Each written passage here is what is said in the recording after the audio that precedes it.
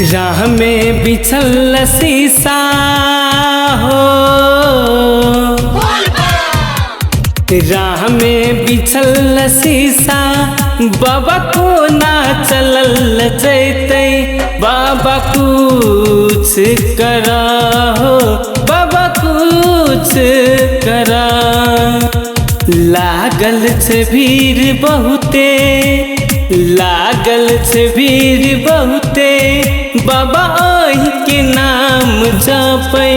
बाबा कुछ करा हो, बाबा कुछ करा।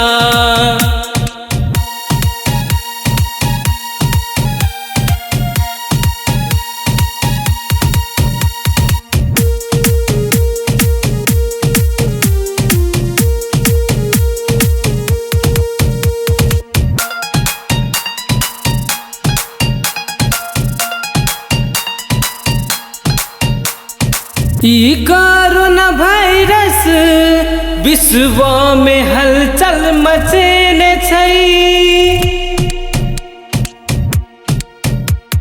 ई कोरोना वायरस विश्व में हलचल मचेने छै। कते देश के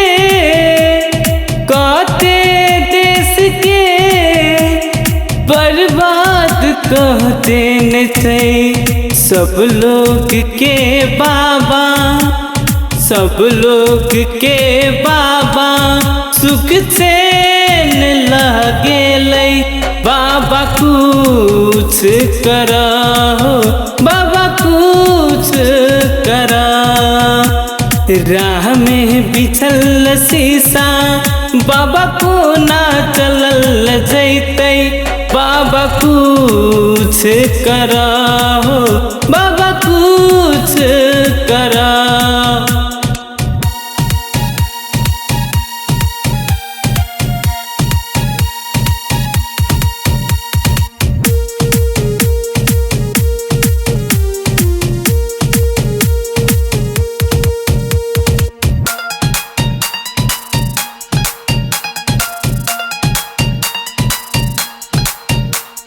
ए भोले भंडारी केहन संकट पड़लै।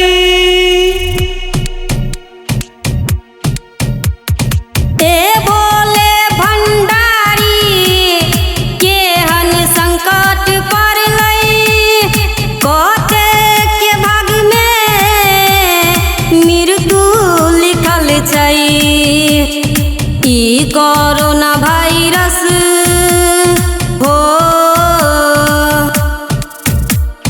ई कोरोना वायरस कते के जान लेलकै। बाबा कुछ करा हो, बाबा कुछ करा। राह में बिछल है शीशा बाबा को ना चलल जैते। बाबा कुछ करा हो, बाबा कुछ करा।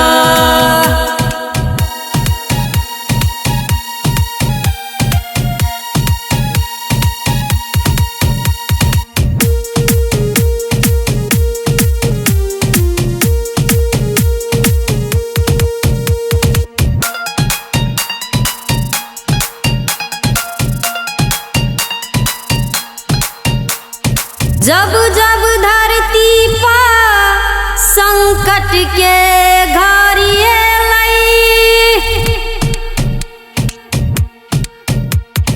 जब जब धरती पर संकट के घड़ी अलै। तब तब बाबा धरती के बचेला। एक बार फिर से